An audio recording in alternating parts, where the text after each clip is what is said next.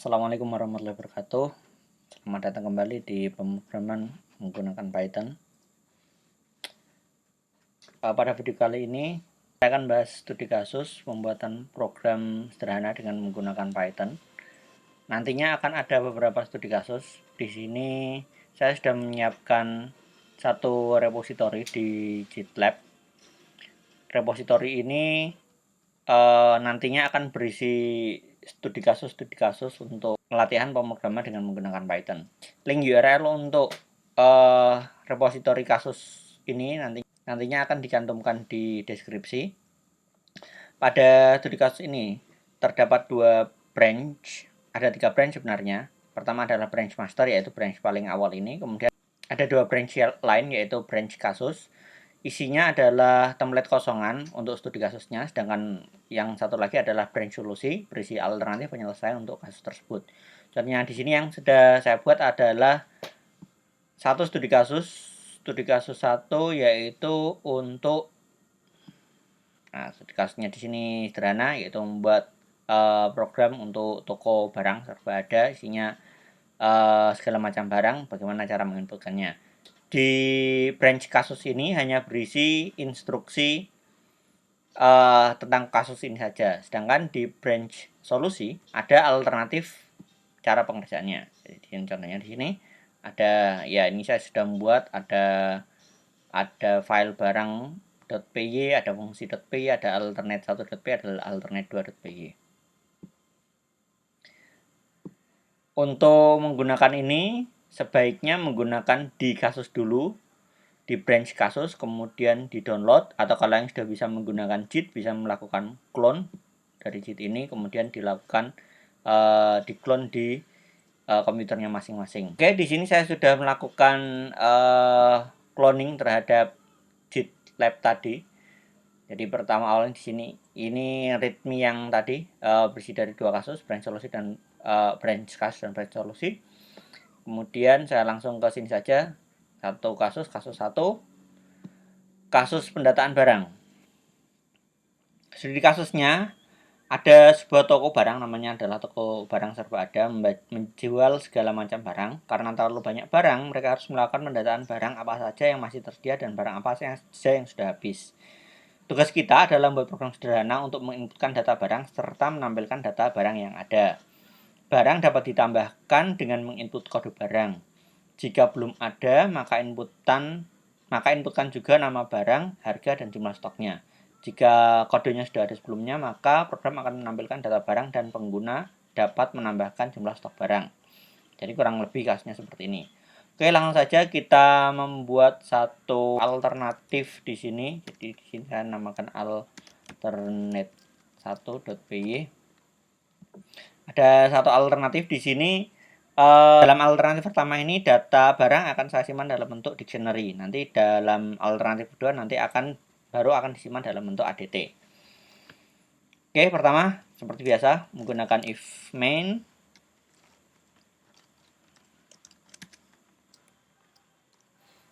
List barang artinya akan kita simpan dalam array of dictionary. Selanjutnya kita membuat header aplikasi terlebih dahulu, ya seperti ini. Ya, untuk uji coba awal langsung saja kita coba jalankan dulu. Nah, di ini Python 3, karena di sini di laptop saya terinstall 2 Python, yaitu Python 2 Python 3. Jadi untuk menggunakan Python 3 harus eksplisit Python 3. alternate.py keluar seperti ini ya. Selanjutnya akan ada menu.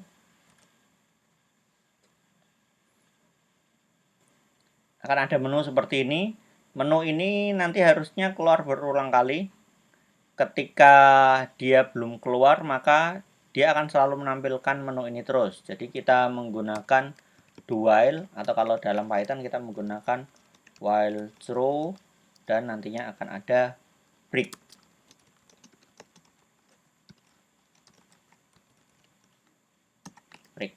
Ya. Kemudian elif, jika pilihannya 1, sama dengan 1.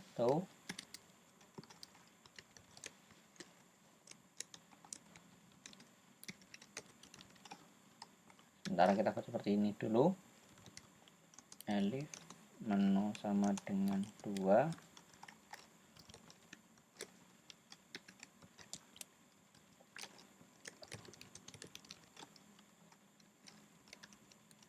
else kita tampilkan peringatan.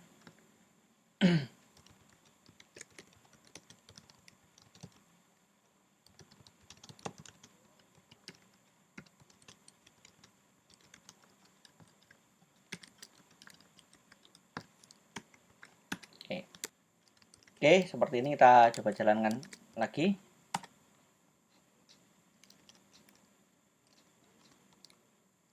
Nah, ini sudah keluar. Kalau pilihannya beda, ya sudah keluar seperti ini ya. Oke, tadi ketika kita memilih barang tadi dia inputan menu sebelumnya terlihat di atasnya. Di Python kita bisa menggunakan seperti ini, import system. Kita berikan sistem clear. Kalau di Windows isinya kalau nggak salah CLS. Karena saya menggunakan Mac dan sama seperti di Linux pakainya clear. Ini headernya saya masukkan di dalam aja sekalian.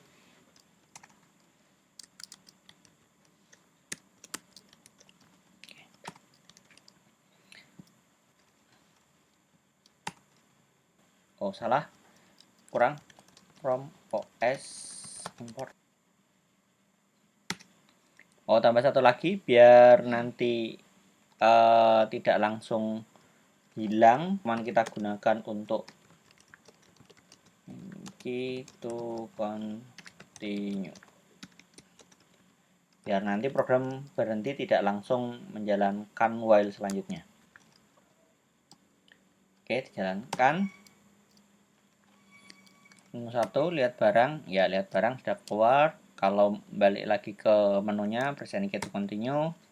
Input barang, ya input barangnya keluar. Kalau menunya yang lain, nggak boleh keluar 0, dia akan mematikan program. Biar lebih rapi, kita bisa mindahkan ini ke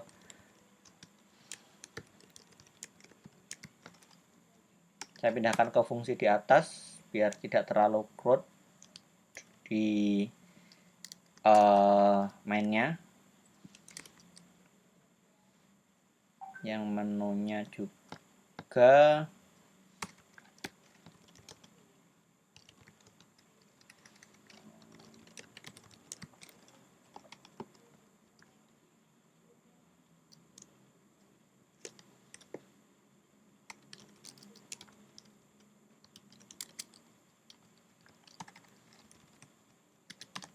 hasil inputannya kita return sehingga bisa kita manfaatkan di sini.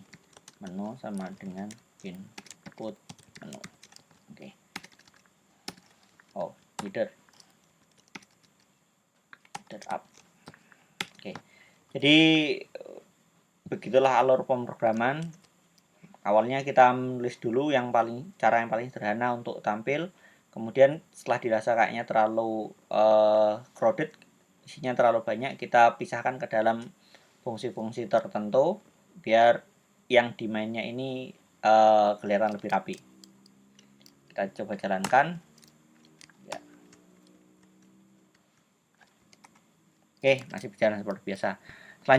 Selanjutnya kita isikan ini untuk lihat barang. Kita cek jika barangnya masih kosong, maka kita berikan kondisi pada menu pertama lagi. Kita memberikan kondisi lagi jika list barangnya kurang dari 1, artinya masih kosong, kita nyatanya langsung belum ada barang di sini, gitu ya. Kemudian selain itu else, berarti jika sudah ada isinya. Setelah ada isinya, kita lakukan seperti ini. Pertama kita ini cetak judul tabelnya, header tabelnya, kemudian di barang kita lakukan loop untuk menampilkan barang, data barang.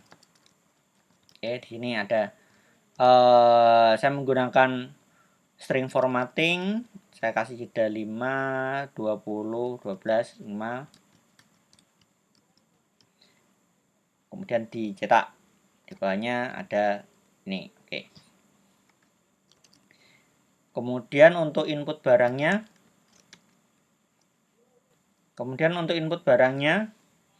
sesuai dengan yang di readme tadi, jika kodenya sudah ada maka tinggal menambahkan stoknya aja. Jadi menginputkan kode, pertama menginputkan kode, kemudian karena pencarian kode ini nantinya akan panjang, maka mending kita nanti masukkan ke fungsi aja logika pencariannya. Jika kodenya ketemu, artinya jika kode suatu barang sudah ada, maka kita tidak menambahkan barang, tapi kita cukup menambahkan stoknya aja. Kita hanya menambahkan di stoknya ini. Oke. Else jika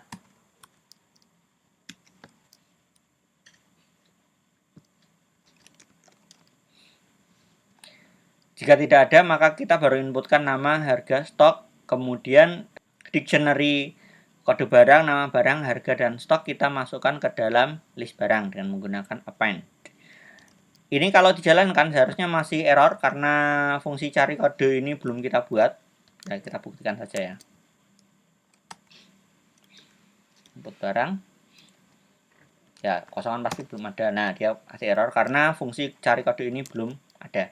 Kita buat dulu di atas ini fungsi cari kode. Def cari kode. Dari list barang yang dicari adalah kode barang tertentu. Kita melakukan looping untuk mencari dalam list barang apakah ada item yang kodenya itu sama dengan parameter kode ini. Jika ada, maka kita berikan posisinya. Enumerate ini dia akan memberikan indeksnya atau posisinya dan itemnya, data yang ada di dalam list barang itu. Jika tidak ada, maka kita memberikan return -1. Kenapa tidak memberikan return 0? Karena array atau list dimulai dari indeks ke 0. Jadi kalau misalkan ketemu barang ke indeks ke 0, harusnya dia memang ada di dalam tersebut. Bagi penanda bahwa tidak ada, saya menggunakan indeks yang sebelum 0 yaitu -1. Oke, ini fungsi cari kodenya, kemudian dipanggil di sini tadi cari kode, hasilnya cari kode entah dia di posisi keberapa akan diberikan ke postcode. Makanya di sini jika postcode lebih dari -1, artinya apakah dia ketemu di indeks ke 0, indeks ke 1, indeks ke 2 dan seterusnya. Jika dia ketemu maka kita hanya akan menambahkan stoknya saja, tidak menambahkan data barangnya. Jika tidak ada indeksnya -1, tidak ketemu tadi ya, maka kita menginputkan lagi nama, harga, stok untuk kita masukkan ke dalam list barang. Kita jalankan. Kita coba. Oh, pertama lihat barang dulu, belum ada data barang. Kita coba input barang, kodenya ya ini pastinya kode berapapun belum ada ya. Ini harusnya bukan barang tapi list barang. Ini juga bukan barang tapi list barang. Oke. Ini juga yang salah juga, list barang. Oke. Jalankan. Tidak ada barang, kita masukkan. Nah, 1, 2, 3 contoh kodenya. Karena nggak ada maka kita inputkan nama laptop. Harganya 15 juta. Stoknya ada 10.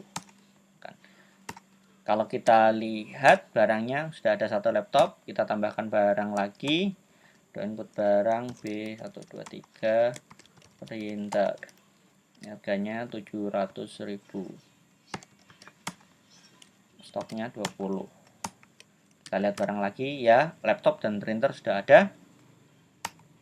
Kemudian kita input barang lagi. Saya input lagi laptop tadi kodenya A123. Saya inputkan barang karena A123 kodenya sudah ada yaitu laptop, maka kita tinggal menginputkan stoknya saja. Saya menambah stok 5. Bentar. Jadi kalau dilihat sekarang laptop yang tadi stoknya 10 sekarang stoknya 15. Tapi barangnya tetap 2. Keluar. Oke, Itu alternatif pertama. Alternatif pertama, kalau kita tidak belajar ADT, kita menggunakan tipe data yang mudah, kita menggunakan tipe data dictionary. Kurung kurawal, kemudian ada key dan value, key value, key value. Oke, sebelum saya melanjutkan ke alternatif yang kedua, ya di sini kodenya jadi agak panjang ya, 65 baris. Karena di sini ada 3 fungsi ini, saya bisa memindahkan fungsi ini ke file baru, file tertentu. Misalkan saya pindahkan ke file, namanya filenya adalah fungsi.py, sehingga di fungsi alternate 1 yang merupakan fungsi utama pemanggilan ini bisa jadi lebih rapi. Saya taruh di sini, kemudian saya lakukan import di sini, import fungsi, from fungsi import apa saja tadi fungsinya, header app, input menu, cari kode, header app, input menu, cari kode. Oke, saya pindahkan, jadinya di sini isinya hanya main saja. Coba kita jalankan lagi, ya masih tetap jalan seperti sama. Ini isinya masih kosong, kode, nama, harga, stok, tampil. Dengan memindahkan fungsi ke file baru, ini dari sisi logika tidak ada perbedaan, hanya saja coding yang ada di sini dia lebih rapi. Oke, sekarang menggunakan alternatif yang kedua. Di alternatif yang pertama tadi,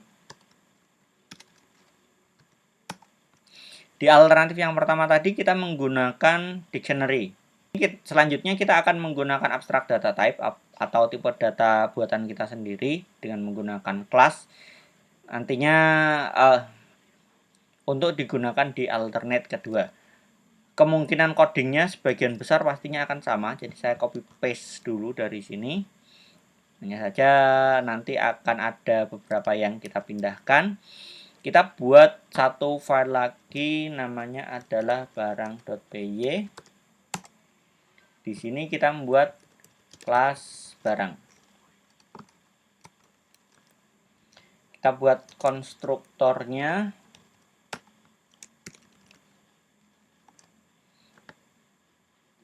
Untuk memudahkan penginputan kode, nama, harga, dan stok. Oke, kita masukkan kode, nama, harga ke dalam atributnya. Selanjutnya untuk menambah stoknya saya buatkan fungsi sendiri atau metode sendiri, tambah stok.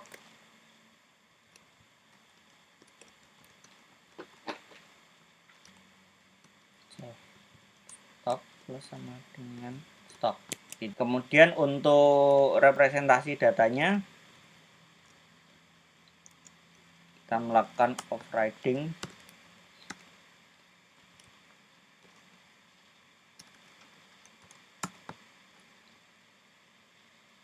Untuk representasi datanya kita membuat fungsi underscore wrapper. Ini fungsi bawaan Python yang kita buat lagi agar nanti bisa dipanggil di mana-mana. Representasinya saya menggunakan yang seperti ini, saya mengikuti ini yang sudah ada. Jadi saya copy ke sini, langsung saya return saja.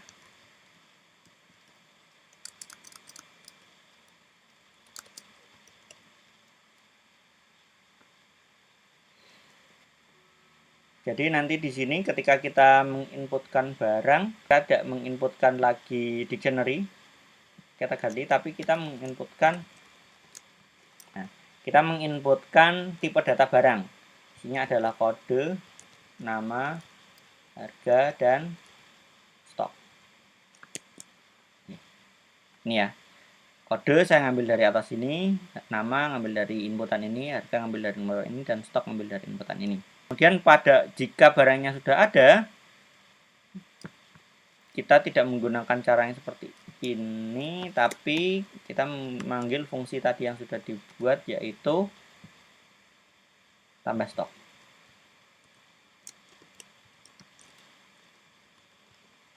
Untuk tampilannya juga harusnya kita rubah karena kita sudah tidak menggunakan dictionary lagi. Header tabel mungkin lebih enaknya saya buat fungsi saja di barang ini biar lebih rapi lagi. Dev head tabel.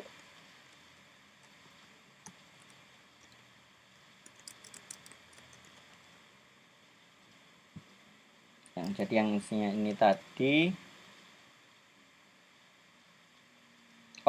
Kita harus melakukan import dulu from barang, import tabel dan barang.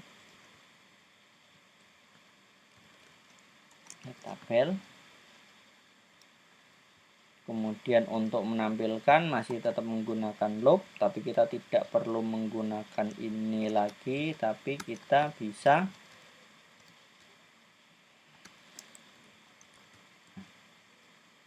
seperti ini karena kita sudah membuat representasi bahwa kita sudah membuat fungsi bahwa representasi barang adalah seperti ini. Jadi by default Python akan mengetahui ketika saya melakukan print terhadap item isi dari barang tersebut, data persatuan barang, maka cara penampilannya adalah sesuai dengan yang kita buat di representasi ini. Oke, kita coba jalankan dulu alternate yang kedua. Ada yang error. Oke, ya harusnya tidak seperti ini ya. Karena kita sudah menggunakan kita sudah ada di dalam kelas barang, maka panggilannya self kode, self nama, self harga, dan self stock. Seperti ini. Pokoknya ada salah lagi, return. Jalankan, ya sekarang sudah. Nah, mungkin ini alternate 2 ya, yang ini saya jalankan yang alternate 2. Lihat barang, belum ada barang, input barang. Nah, barangnya laptop, harganya 15 juta, stoknya 6. Lihat barang, ya sudah keluar, input barang lagi, coba kita masukkan laptop lagi. Salah. Iya. Fungsi cari kodenya juga sudah tidak bisa seperti ini lagi. Fungsi cari kode ini pencarian itemnya ini masih berdasarkan cara dictionary. Kita perlu mengubah, kita membuat fungsi cari kode lagi, tapi kita masukkan di dalam barang saja. Cari kode item.kode. Ya. Oke. Kemudian di alternate 2 ini cari kodenya kita tidak mengambil cari kode yang ada di dalam fungsi, tapi gunakan cari kode yang ada di dalam barang. Jadi keduanya ini, barang dan fungsi, ini sama-sama punya fungsi cari kode. Hanya saja yang di barang dia basisnya adalah kelas, sedangkan yang di fungsi basisnya adalah dictionary. Oke, kita jalankan lagi. Coba input barang 1 2 3 laptop 16.000, stok 5. Input lagi, coba apakah benar 1 2 3. Ya, kita langsung input laptop, kita nggak perlu input nama terlebih dahulu. Kita inputkan lagi 25.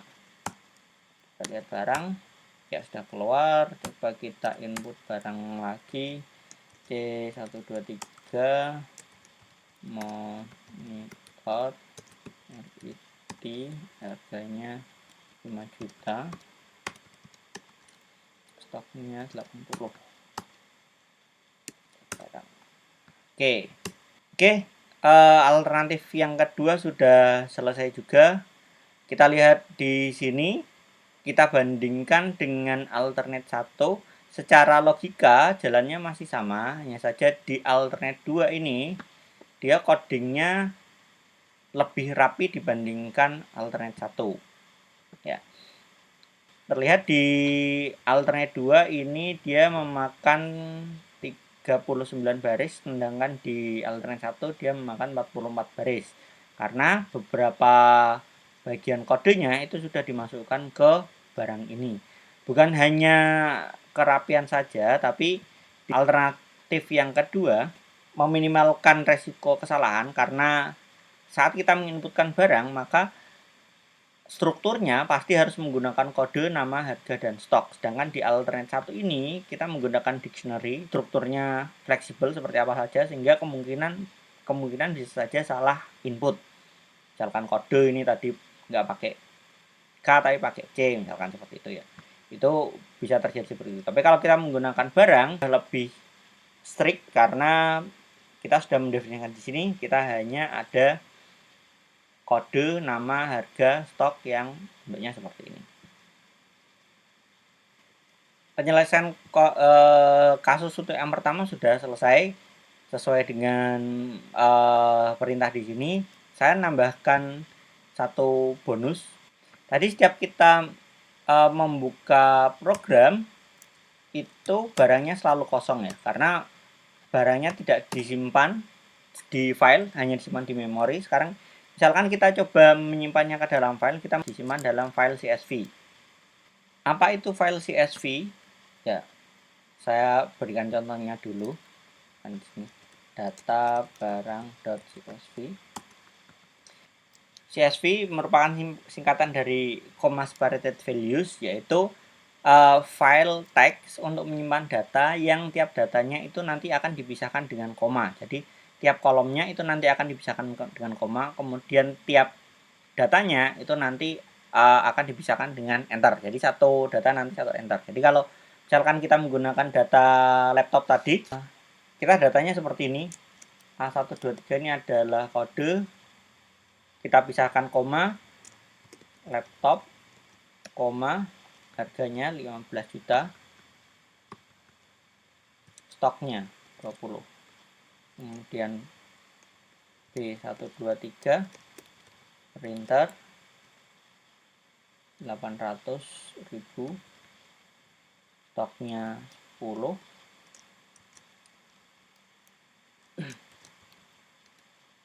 Mouse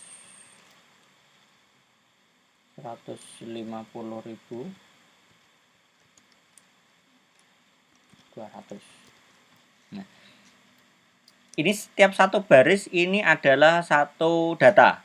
Kemudian per kolomnya kita pisahkan dengan koma. Jadi 1, 2, 3 ini adalah satu kolom, ini adalah satu kolom, ini adalah satu kolom, ini adalah satu kolom. File CSV ini adalah salah satu cara paling mudah untuk menyimpan data yang sederhana. Tapi nanti kalau misalkan datanya kompleks, misalkan ya, dalam data ini ada subdata dan lain sebagainya, pastinya kita tidak mau hanya menggunakan CSV saja. Mungkin nantinya kita menggunakan database. Tapi karena untuk keperluan yang sangat sederhana, kita menggunakan data CSV saja ini sudah cukup. Nah, alur kerjanya di sini seharusnya adalah ketika program mulai, sebelum dia melakukan apa-apa, kita list barangnya tidak kosongan, tapi kita ngeload dari CSV. Maka di sini kita berfungsinya load data. Nama filenya misalkan data barang.csv. Kemudian kita melakukan manipulasi data di sini, inputkan data dan lain sebagainya. Setelah itu, ketika sebelum keluar, seharusnya kita melakukan penyimpanan list barang ini, kita simpan kembali kepada di CSV ini tadi ya.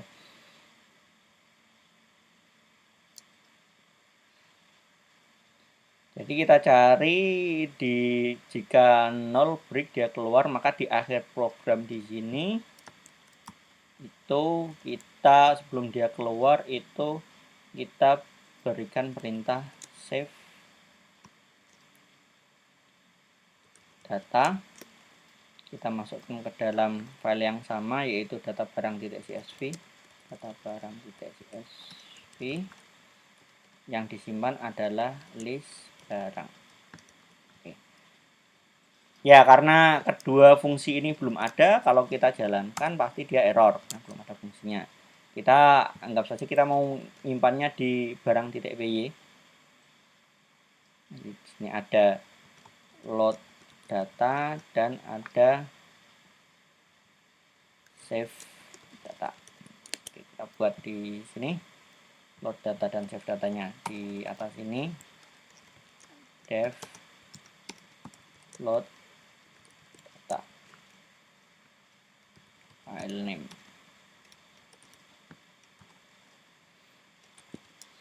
Pertama kita buka dulu filenya menggunakan perintah open file name dengan atribut R, artinya kita di sini hanya membaca saja. Untuk pembacaan CSV kita mengambil library CSV yang sudah tersedia pada Python dengan CSV reader file. Dan kita lakukan looping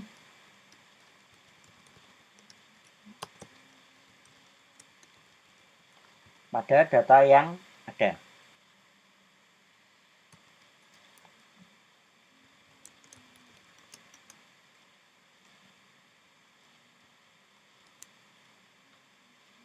Di setiap data yang ada kita buat barang baru, barang data 0. Di sini kenapa kita menggunakan data 0, data 1, data 2, dan data 3? Di data barang ini itu kolom pertama atau indeks ke-0 adalah kode, kolom kedua atau indeks 1 adalah laptop, kolom ketiga atau indeks kedua adalah harga, kolom keempat atau indeks ketiga adalah kuantitas, adalah stok. Makanya di sini barang.py itu kita masukkan kode, kita masukkan data 0, data 0, data 1, data 2, dan data 3. Caranya seperti ini. Dan kita mengappend data barang tersebut dalam list barang. Kalau sudah kita return, sudah masuk semua, kita return list barang, load datanya. Oke, kita coba dulu biar nggak error. Ini saya remark dulu, kita coba. Cannot import save data. Ya, ini save data ya, perlu di remark juga. Kita lihat barang. Nah, di sini datanya sudah ada. Jadi sebelum kita melakukan apapun itu datanya sudah ada karena kita ngambil datanya adalah dari CSV tadi. Sekarang kita bikin yang save data.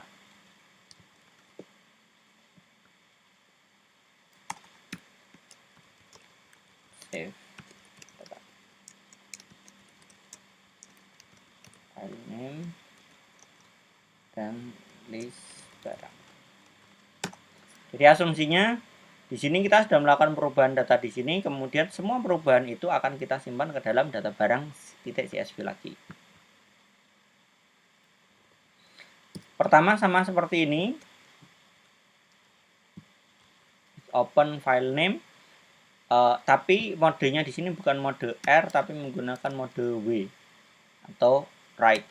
Kemudian sama seperti tadi CSV data, sekarang kita CSV file sama dengan csv.writer.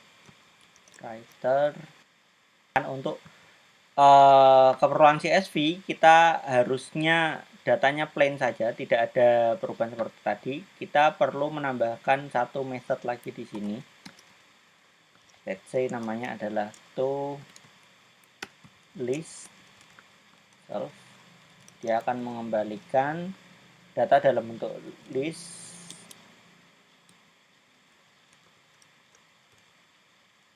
Jadi tidak menggunakan representasi string yang seperti ini, tapi bentuknya adalah list. Di sini baru kita bisa simpan datanya.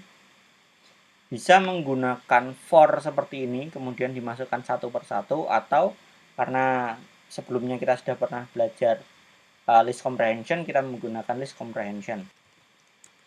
Data barang, list comprehension dari barang to list. For barang in list barang.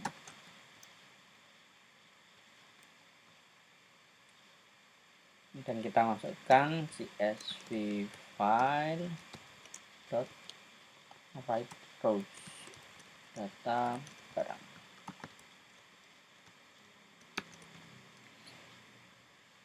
Oke, mari kita coba. Barangnya ada, oke, keluar. Oh, salah, di sini bukan file name tapi harusnya file.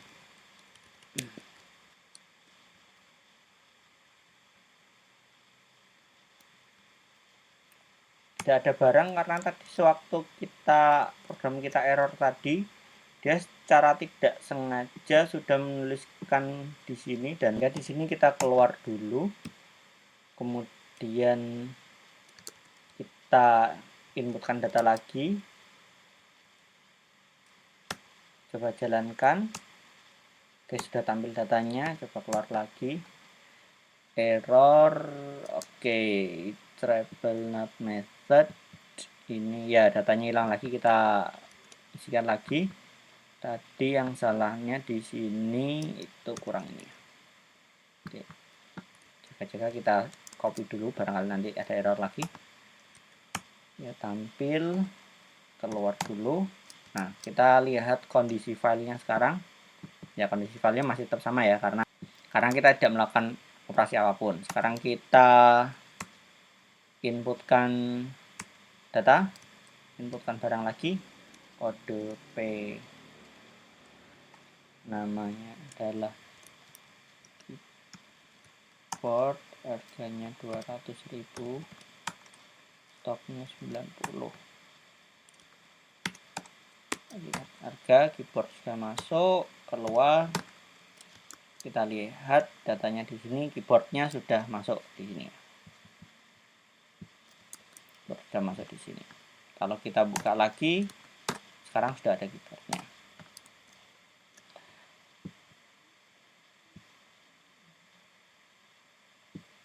Oke, jadi kurang lebih seperti itu.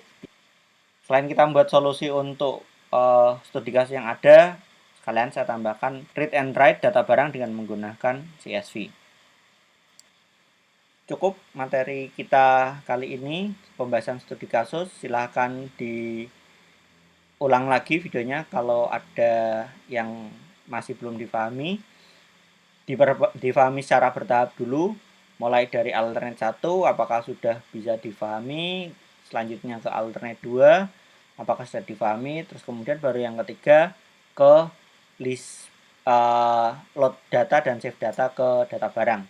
Jika masih ada pertanyaan, silahkan tuliskan di kolom komentar, nanti akan saya berikan jawaban, atau mungkin nanti perlu ditambahkan video tutorial lagi.